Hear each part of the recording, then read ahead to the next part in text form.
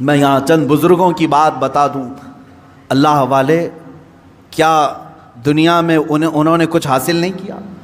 مخدوم علی شاہ مینا رحمۃ اللہ تعالی علیہ، محمد شاہ مینا رحمۃ اللہ علیہ، لکھنؤ کے بڑے بزرگ، ان کی سیرت میں نے پڑھا۔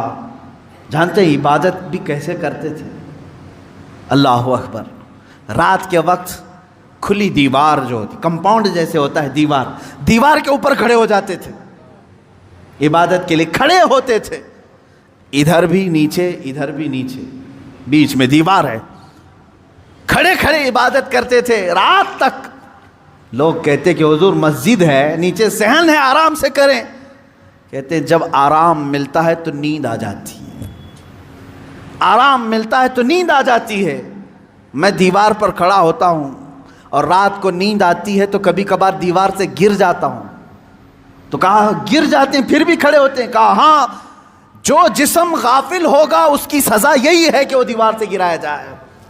جو اپنے مولا سے غافل ہو اس کی سزا یہی ہے کہ اسے گرایا جائے۔ یہ اللہ والے تھے جو لمحے بھر کے لیے غافل ہوتے تو اپنی جسموں کو سزا دے دیتے تھے۔ حضرت سیدنا ابو بکر شبلی رحمۃ اللہ تعالی علیہ، یہ ہمارے سلسلہ قادریہ کے بڑے بزرگ ہیں۔ بحر شبلی شیر حق دنیا کے کتوں سے بچا، ایک کارک عبد واحد بے ریا کے واسطے۔ ہم شجرہ میں پڑھتے ہیں ان کا نام، حضرت ابو بکر شبلی رحمۃ اللہ علیہ، بغداد شریف کے بزرگ ہیں۔ سیدنا امام اعظم ابو حنیفہ رضی اللہ تعالیٰ عنہ کے پڑوس میں دفن ہیں۔ آپ جب رات کو ذکر الہی کے لیے کھڑے ہوتے یا عبادت کے لیے کھڑے ہوتے، ایک مرتبہ ایسا ہوا کہ آپ کو جھپکی آئی، نیند آئی۔ یہاں تو لوگ رات تو چھوڑے جمعہ میں سوتے ہیں، بہت سارے لوگ تو جمعہ میں اپنی نیند کمپلیٹ کر کے آتے ہیں، پتہ ہی نہیں چلا کہ امام کب کھڑا ہوا، اقامت کب ہوئی، خطبہ تو پورا نیند میں چلا گیا۔ واللہ عالم سوتے ہیں یا پھر کشف کرتے ہیں، مراقبہ کرتے ہیں، چوتھی منزل پر پہنچتے ہوں گے۔ عزیزان گرامی، یہ وہ دل سوتا ہے جسے اپنے رب تعالیٰ کی طرف توجہ نہیں ہوتی۔ وہ آیا ہے رسم ادا کرنے کے لیے، وہ آیا ہے لوگوں کے دکھاوے کے لیے۔ دل کی توجہ اور دل کی حضوری ہو تو نیند کہاں کی۔ حضرت ابو بکر شبلی رحمۃ اللہ تعالی علیہ، رات کے وقت جھپکی آ گئی، تھوڑا سا اونگ آئی، کیا کیا جانتے آپ؟ وہ کھڑے ہوئے۔ پہلی مرتبہ رات میں ایسا ہوا کہ مجھے اونگ آ گئی، کیسا ہوا؟ اس کے بعد گئے، سرما لگانے کی سلائی لے کر نمک میں پھیرا اور نمک پورا آنکھوں میں لگایا۔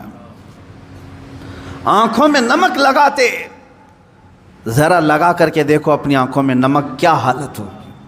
سیدنا ابو بکر شبلی رحمۃ اللہ علیہ کی آنکھوں سے خون رستا تھا، خون رستا تھا، ٹپکتا تھا، اور اسی حالت میں وہ عبادت کرتے تھے۔ لوگوں نے پوچھا کیا یہ اس طرح سے کرنا صحیح ہے آپ کا؟ اپنی آنکھوں کو آپ نے نمک میں ڈال دیا۔ وہ ہنستے تھے، کہا یہ غافل آنکھوں کی تو بہت چھوٹی سزا ہے، بہت چھوٹی سزا ہے کہ میں نے نمک پھیر دیا۔ اگر اسی طرح زندگی بھر غافل رہی تو اس میں تو آگ کی سلائیاں پھیری جائیں گی، آگ کی سلائیاں پھیری جائیں گی، میں تو نمک پھیر رہا ہوں۔ عزیزان گرامی، وہ کہاں ہو تم، کس جگہ پر کھڑے ہو؟ آج اپنا مقصد زندگی کو تو سمجھ لو۔ مجھے کیوں پیدا کیا تھا رب تعالیٰ؟ کیا اسی لیے کہ لوگوں کے تانے، لوگوں کو کی جاسوسی میں اپنی پوری زندگی گزار دوں؟ کس کے گھر میں کیا پک رہا ہے وہی بات کرتے بیٹھا رہوں، کس کی بیوی کیسی ہے وہ ڈسکس کرتا بیٹھا رہوں، کس کے گھر میں ابھی کتنے شادی کے لوگ ہیں وہ ڈسکس کرتا بیٹھا رہوں، کس کی دکان ٹھپ پڑ رہی ہے یہ ڈسکس کرتا بیٹھا رہوں؟ تمہاری زندگی اسی لیے ہے، پوری دنیا بھر کے گلے تانے اور شکوے، غیبت، چغلیاں اس کے لیے ہے۔ میرے عزیزو، اپنی زندگی کا مقصد سمجھو، اور آج کے بعد یہ طے کر لو کہ میں دکان میں ہوں کہ مکان میں ہوں کہ راستے پر ہوں، لوگوں کی عیب جوئی کرنے سے بہتر ہے کہ میں اللہ کو سبحان تو کہوں، میں کہوں سبحان اللہ سبحان اللہ سبحان اللہ، ما اعظم شانک، اے اللہ تو کتنا بلند ہے، تیری شان کتنی بڑی ہے۔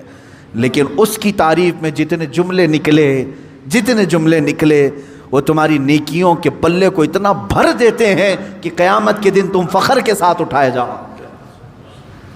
اپنے ان اوقات کو فضولیات میں نہ برباد کرو، فضولیات میں نہیں۔